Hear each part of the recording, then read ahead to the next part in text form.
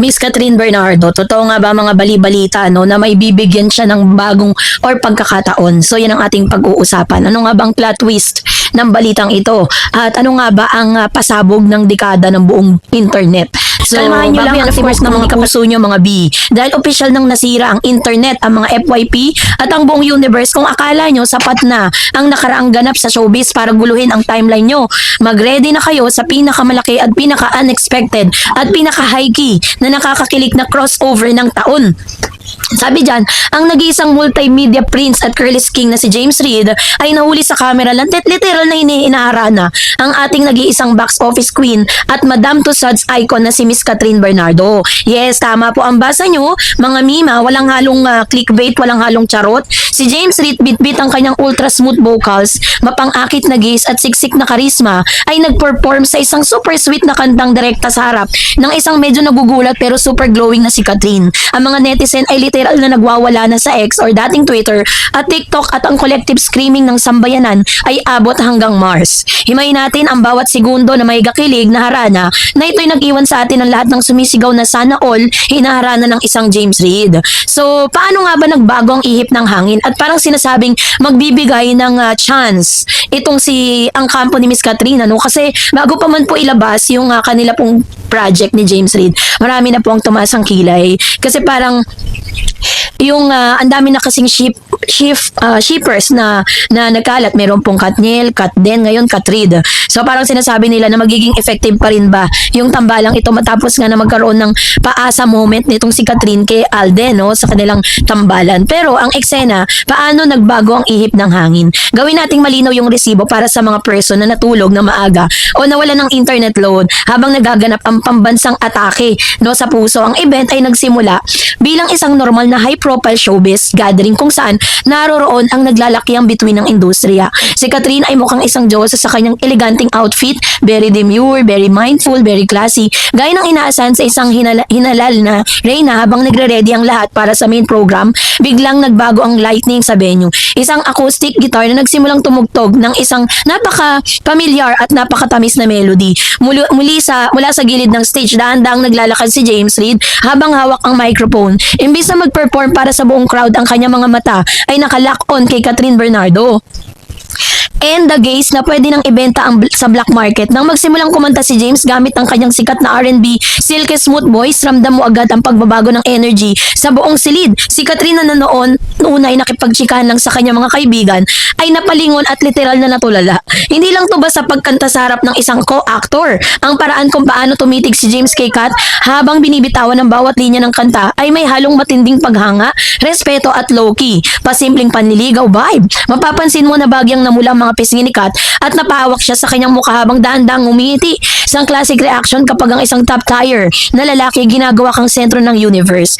Pero syempre, bakit nga ba iba ang hatak ng James Kat tandem or Catrids?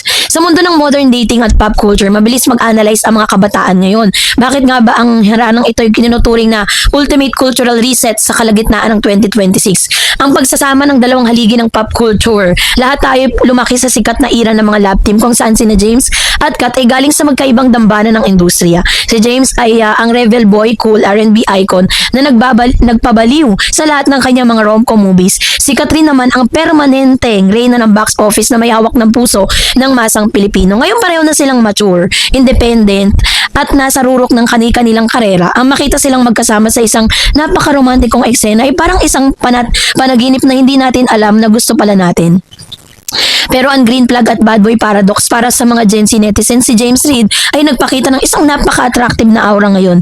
Ang isang reform bad boy na marunong magpahalaga at magbigay galang sa isang high-value women. Ang harana ay isang napaka-tradisyonal at luma paraan ng paglalambing. Pero nang gawin ito ni James sa kanyang modernong estilo, naging mukhang top tier at classy ang dating, ano? Kaya naman talagang sumabog ang buong internet. Pero syempre, kasabay nito may mga hindi mawawala, no, yung tinatawag na mga komento. mula sa mga netizen. Hindi magkandamayaw mga netizen sa iba't ibang platform sa Twitter na ngayon ay X ay kasalukuyang bumibigay dahil sa traffic ng mga gumagamit ng mga bagong ships names tulad ng Kat James, Reed Bernardo, Kat Reed. So ito yung mga pinaka-viral at nakakatawang post nila na nagpapakita ng tunay na saloobin sa henerasyon ngayon. Sabi dyan, Slay Queen PH, yung ex mo hindi ka man lang ma-chat ng good morning, pero si James Reed nagharana kay Catherine Bernardo sa harap ng buong industriya. The bar has been raised to outer space. Sabi naman ni Jency Marites, mula ngayon, kapag hindi ako hinarana gamit ang acoustic guitar at R&B vocals, ayoko na. James Reed just showed everyone how to low-key shoot your shot with the queen. We are seated for this new era. Pop culture expert, ang ganda ng mukha ni Catherine habang kinakantahan siya. Kitang-kita na deserve niyang maramdaman ang ganitong uri ng atensyon at pagpapahalaga pagkatapos ng lahat ng pinagdaanan niya. James, galawin mo na ang baso. Ang inaharap ng Kat James. May pag-asa pa ba? May pag-asa ba sa real life? Bagamat ang haranang ito'y maaaring segment o pinagdiriwang o isang napaka-sweet na friendly gesture at alam natin na ito ay isang mall tour, no, para sa kanilang pinakabagong programa na magkasama. Pareho silang si Catherine ay napapabalita na meron pong boyfriend. So ito naman si James ay may napapabalitang merong kalipin partner na si Isa, no, na kapatid po ng isang magaling na aktres. Parang napaka-imposible na mauwi sila sa romantic relationship. Pero syempre, matatalino na kasi mga viewers ngayon kahit sabihin na natin na parang imposible at parang hindi natin sila makitaan ng kilig kasi base naman po sa interview ni Kat kung ano po yung magiging expectation natin para sa kanila pong kanilang paparating na project. Di naman talaga sila magka-love team doon. Ibang Catherine at ibang James ang makikita natin doon dahil it's about parang the power of a women, parang ganun, 'di ba? Pinaglalaban ni Catherine dito yung kapangyarihan ng isang babae sa lahat ng pagkakataon at lahat ng sitwasyon. Kaya parang very commendable siya lalo na sa mga kababaihan. Kaya abangan natin 'yan, guys. Miss Mama Min Bernardo, ina ni Miss Catherine Bernardo, bakit nga ba tila naging emosyonal at napaluha dahil sa mga ganap na ito? Ang lahat ng yan, but before that, if you haven't, sa likod ng bawat maningning na tagumpay ng isang bituin ay hindi matatawag na or matatawarang sakripisyo, panalangin at paggabay ng isang ina.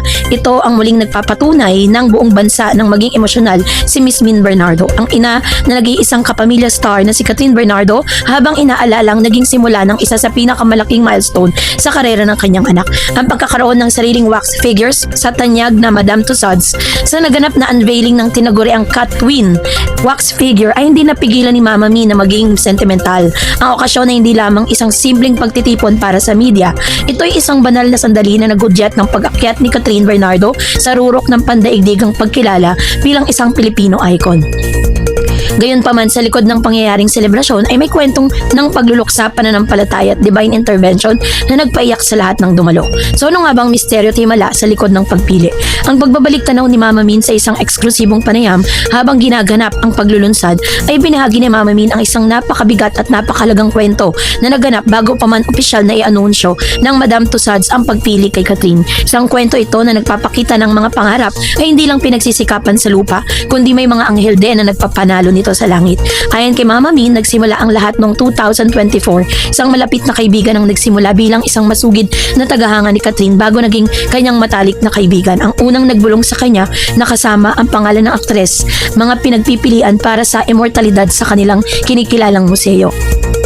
Sabi niya, it's a long story. In 2024, a big fan that became my best friends told me that Catherine nga was considered as one of pinamimilian pag-aalala ni Mami Min gamit isang boses na bagyang nangatog ang emosyon. Pumasok ang taong 2025 ngunit hindi na muna nila ito pinag-uusapan sa takot na baka ito isang haka-haka lamang o hindi magkatotoo. Subalit isang malungkot na plot twist ang naganap nang pumanaw ang naturang matalik na kaibigan. Ang mas nakakataas ng tadhana ay ang nagparamdam sa mismong araw ng pagluluksa. Nang matanggap ni Mama Min ang opisyal na tawag na nagpapatunay na si Catherine na nga ang napili ng Madame Tussauds, siya ay kasalukuyang nasa Loyola Memorial Chapel at dumalo sa burol ng kanyang yumaong kaibigan. Then in year 2025, di namin napag-usapan kasi naisip ko baka hindi totoo until yung friend ko namatay siya. Yung dumating ang time na nakareceive ako ng call na si Catherine nga yung napili. Dumaan ako sa Loyola sa wake niya, doon ko nalaman siguro isa siya sa mga angel sa taas ang sinabi na si Catherine na for the Madame Tussauds dagdag pa ng emosyon na ina.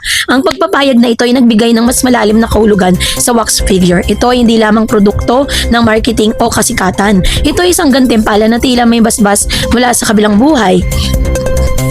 Ang pangigilala sa Catherine para sa isang ina na nagluwal, nagpalaki at sumubaybay sa bawat galaw ng kanyang anak. Ang nakita ang isang statwa na eksaktong kamukha nito ay isang karanasan na mahirap ipaliwanag. Inamin ni Mama Min na labis siyang naging emosyonal at namangha sa antas ng sining at detalye na ipinamalas ng Madame Tussauds Hong Kong. Kamukhang kamukha niya talaga, deklara ni Mama Min. Nang may paghanga, thank you to Madame Tussauds Hong Kong for considering my daughter. Napakaswerte, sabi niya. It's another milestone for her to her career, also sa aming family niya, and also sa mga fans. Sa mga fans and kapwa Pilipino, isa na namang Filipino ang makikita nila sa Hong Kong. Ang wax figure ni Catherine ay tatayo na ngayon kasamang iba pang mga tanyag at taligi ng kulturang Pilipino na nauna nang nabigyan ng ganitong karangalan. Kabilang sina Miss Universe 2015 Pia Wurtzbach, John C., Miss Universe 2018 Catriona Gray, at ang pambansang kamao si Manny Pacquiao at ang multi-talented superstar na si Miss Ann Curtis. So sa pananaw ni Catherine, mula sa kawalan ang paniniwala tungo sa katuparan. Para sa tinaguriang box office queen, ang balita hindi rin agad na nag-sink in. Naalala pa ni Catherine ng sandali kung kailan ipinadala sa kanyang ina ang paunang presentation o digital deck mula sa pamunuan ng museo. Bilang isang bata na lumaki sa industriya, si Catherine ay may mga personal na alaala sa pagbisita sa mga sangay ng Madame Tussauds sa ibang bansa. Kaya naman ang malamang na siya ngayon ay gagawa ng statwa ay nagdulot sa kanya ng matinding pag-aalinlangan at pagpapakumbaba. It was a message from my mom. Sabi niya, she sent like a deck. I used to go to Madame Tussauds, my papa and I used to go in Madame Tussauds in LA. So when I found out about the deck, I was like, why me? Hindi pa nga yun nagsisink in pag amin ng aktres. Ang pagdududa ay napalitan lamang ng katotohanan na magsimula na ang seryosong pag-uusap sa kanyang malikaing koponan ukol sa magiging itsura, buhok at makeup ng statwa hanggang sa dumating na ang actual na araw ng pagsusukat. The team were discussing na ano yung magiging look, ano yung gusto nating hair and makeup until we did the measurement na doon lang siya nag-sink in. I'm really part of it. It's full of circle moments and until today I can't believe it. I'm just so happy that I got to share with my family. Masayang pahayag ni Miss Catherine. So, naging emotional dito si Mama Min, dito po sa sandaling ito kasi naalala niya po yung kanyang best friend na isa ito sa mga unang nagbalita sa kanya na si Miss Catherine nga ay mapapasama sa isang prominenteng inilalabas nito pong Madame Tussauds kung saan pumipili sila ng mga artista, hindi lang dito sa Pilipinas maging sa ibang bansa na talaga namang ginagawa nila ng wax figure. So, naiyak siya nung naalala niya yung kanyang best friend na pumanaw na. Kasi parang hindi na po naabutan ng best friend niya yung paglabas nga ng wax figure ni Miss Cat. Kasi 2024 pa lang pala is talagang dinidiscuss na po talaga yun kay Miss Mama Min na parang isa nga si Catherine sa pinagpipilian. So sabi niya, we waited for like years since we did the measurement and it was August 2025. I was busy the past months and actually nakalimutan ko na ilo-launch na. I got to meet my twin and oh my gosh, they are amazing. The team behind the Madame Tussauds, sabi niya, Sabi dito, yung kasaysayan nga po sa likod ng kasuotan. Ito po yung isang pagpupugay sa Seoul 2023. Kung napanood niyo po yun po yung kanyang suot nung siya po ay binigyan ng award sa Korea. Ang disenyo ng wax figure hindi pinili ng dahil lamang sa aesthetic. Ito ay pinili dahil ito ang sumisimbolo ng isa ring makasaysayang tagumpay ng Pilipinas sa bansang banyagang entabladong suot ng statwa yung eksaktong replika ng gown na isinuot ni Catherine noong 2023 Seoul International Drama Awards sa Timog Korea kung saan niya tinanggap ang prestiyosong parangal bilang Outstanding Asian Star. Sabi niya, we chose this gown, my team chose this. This look was from another special milestone na we received an award from Korea in 2023. So very important also, I think it's very classic and very timeless and hopefully we create more memories also. I wrote, sabi niya, I wore, sabi niya, pagbabahagi ng actress na may bakas na labis sa pagmamalaki. And according to Mama Min Bernardo, as a mother, sabi niya, I'm overwhelmed with pride and gratitude seeing my daughter's wax figure at Madame to such is something we never imagined before. It's beautiful recognition of all of her hard work, dedication, and the love and support she has received from her fans through the years. This moment is just for our family but also everyone who has been part of their journey, and we're truly thankful and very proud of Catherine. So, yung cry po ni Mama Min, it's about parang thankful siya no para sa anak niya, and at the same time malungkot na hindi nga nakita ng kanyang best friend. Kaya naman from our end no, kino-congratulate natin si Miss Catherine Bernardo kasi pinatunayan niya na naman talaga na talagang meron talaga siyang ibubuga sa mundo ng showbiz, hindi lang dito sa Pilipinas maging sa ibang bansa.